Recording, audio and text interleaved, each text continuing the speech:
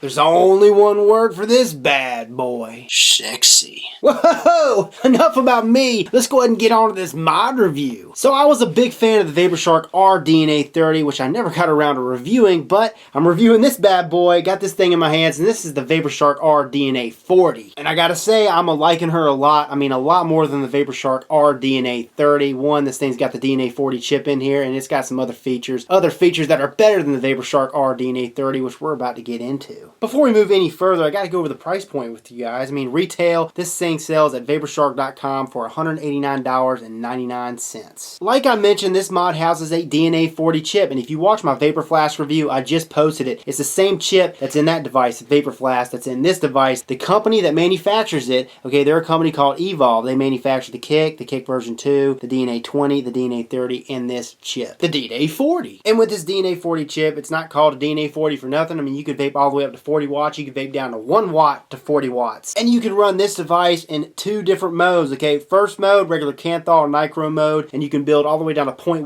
ohms, all the way up to 2 ohms in that regular mode. Now, you can also run this thing in temperature control mode, and in temperature control mode, you want to use Ni200 nickel wire, only Ni200 nickel wire. Now, I'm not going to go into detail on how to do that, how to set it up, but I do have a video on DNA 40 basics. It's in the description. Click on the link in the description where I go over temperature control mode, how to use it, etc. But yeah, in temperature control mode, you use the Ni200 nickel wire, and you can choose whether you want to vape at 200 degrees all the way up to 600 degrees. And the cool thing about running this device in temperature control mode is it regulates the temperature of your coil, which means you don't have to worry about dry hits. Again, if you're interested in that, check out that link in the description. I hope that helps. Right now, I'm running this thing in regular Kanthal mode. Got a 0.5 6 ohm build using 26 gauge Kanthal. Got a Delta 2 sitting on here, and I'm running this thing in rebuildable tank atomizer mode. This Delta 2, man, this thing is kick-ass beast. Beast! I actually like it. I prefer this at higher wattages over the Sub-Tank Mini. I mentioned that in the review, but I've been using this a lot more. Ever since I got the rebuildable section in, this thing has just been my go-to tank. Go-to, baby. So yeah, I got her set to 26.5 watts. Here we go. Little vape session.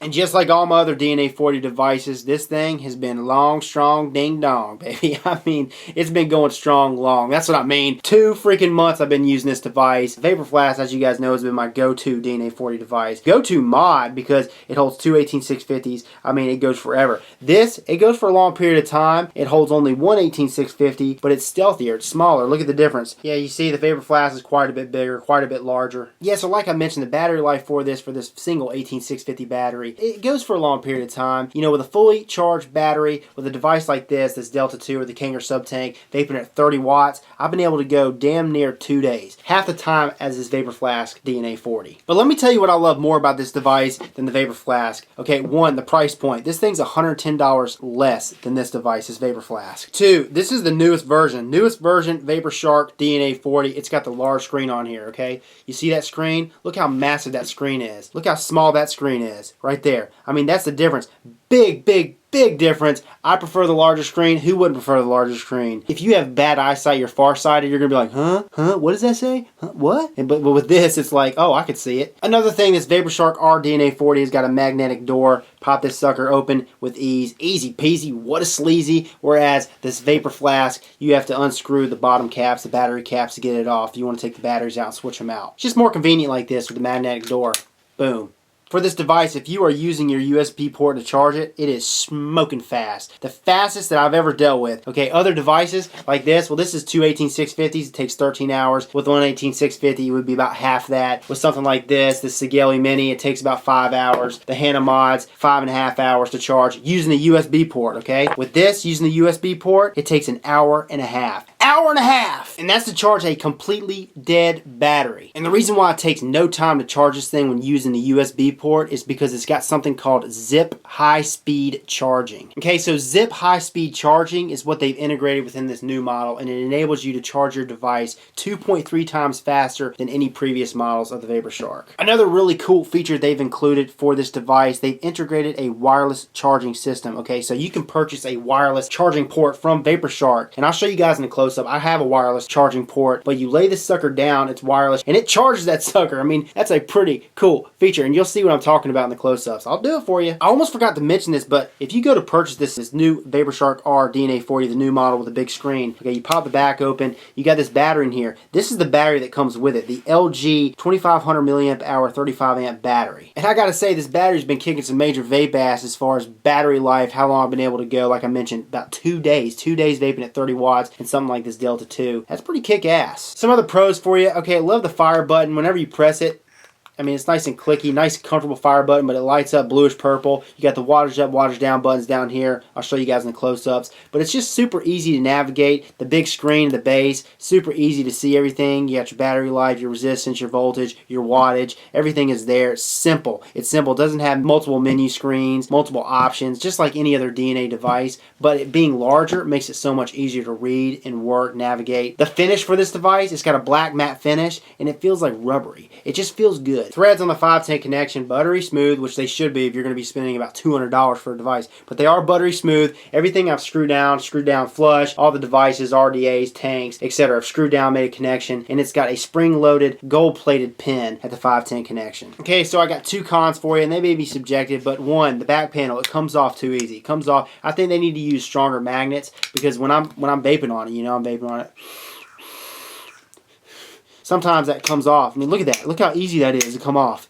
They need to use stronger magnets, in my opinion. So here's a close-up, okay? Look at that. I mean, that's just with my index finger. It's just sliding out.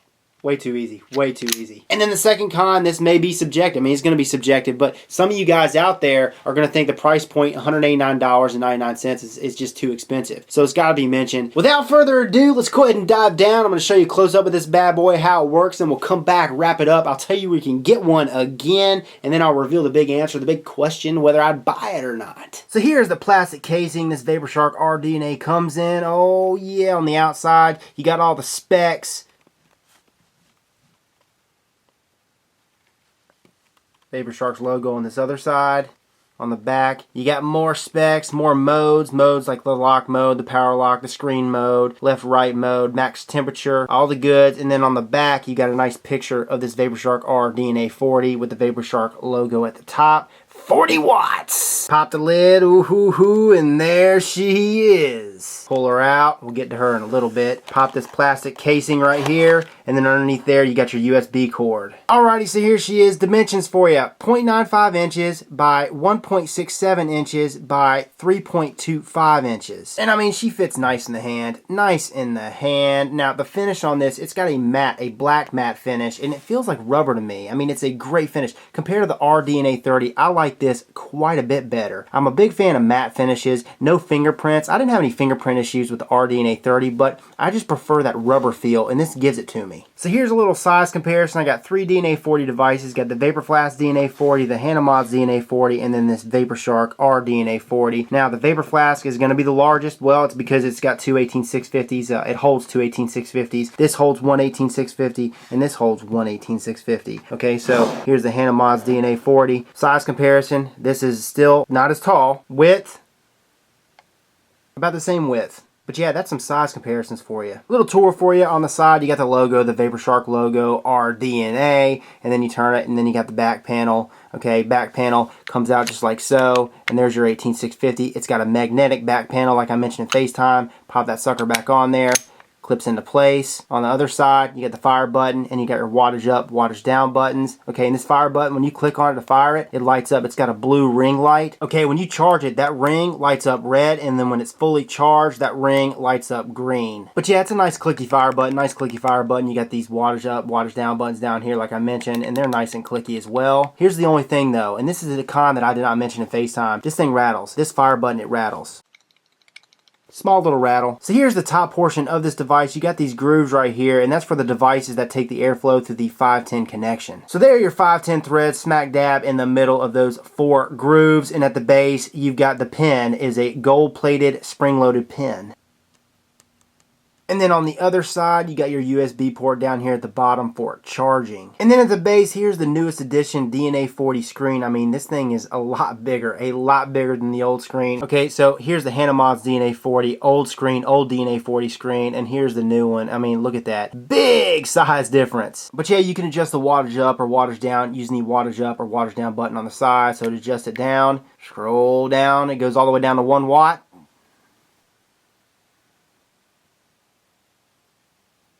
All the way up to 40 watts.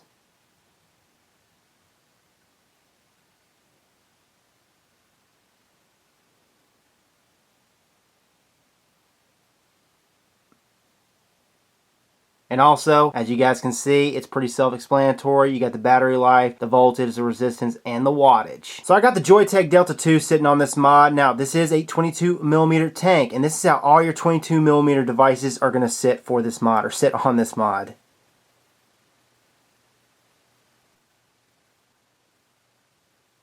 And the build I have in the tank is a 0.69 ohm build, vaping at 25.5 watts. I'm going to go ahead and fire her up.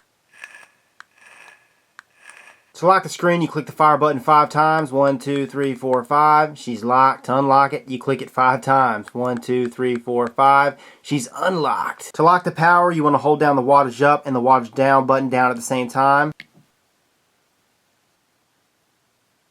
She's locked. Okay, you can't take her down, can't take her up. To unlock it, hold down the wattage up and the wattage down button down at the same time. Unlock, baby. You can take her down, you can take her up. Booyah. To change modes, take it to right mode, take it to left mode, right mode, etc. You want to click on the fire button and lock this sucker. 5 clicks. 1, 2, 3, 4, 5. She's locked. Now you want to hold down the fire button and the wattage up button down at the same time. From left mode to right mode. To take it back to the other mode, you want to hold down the fire button and the wattage up button down at the same time.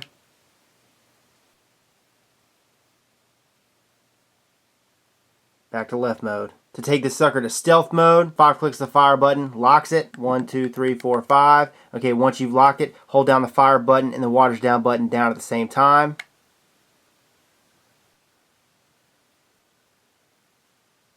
Stealth mode. 5 clicks the fire button, unlock it. Okay, I'm going to fire her up. Stealth mode. Screen doesn't light up. To take it back to normal mode, 5 clicks the fire button to lock it. Hold down the fire button and the wattage down button down at the same time.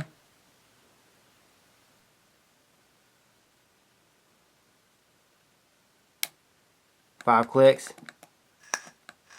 Back to normal. To take this mod into temperature control mode, what you're going to want to do is lock it. 1, 2, 3, 4, 5. Okay, once you've locked it, you hold down the wattage up, the wattage down button down at the same time.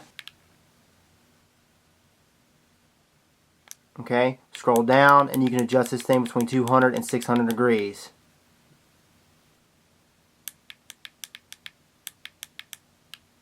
Scroll up past 600 degrees until it says off, and boom. What you're going to want to do is unlock it, and you're back to normal mode. Okay, so inside here, I also want to show this, I almost forgot, but pop this open, back panel, take out the battery. Okay, and that's the inside. Okay, that's pretty clean, pretty darn clean. So here's another thing. This does have reverse battery protection, so if you pop this sucker in the wrong way, it's not going to fry the chip. Positive this end, negative this end. I'm going to switch it up just for you guys. Hear that? Okay, take it out. That's how you know. Remember, positive in this way, negative in this way.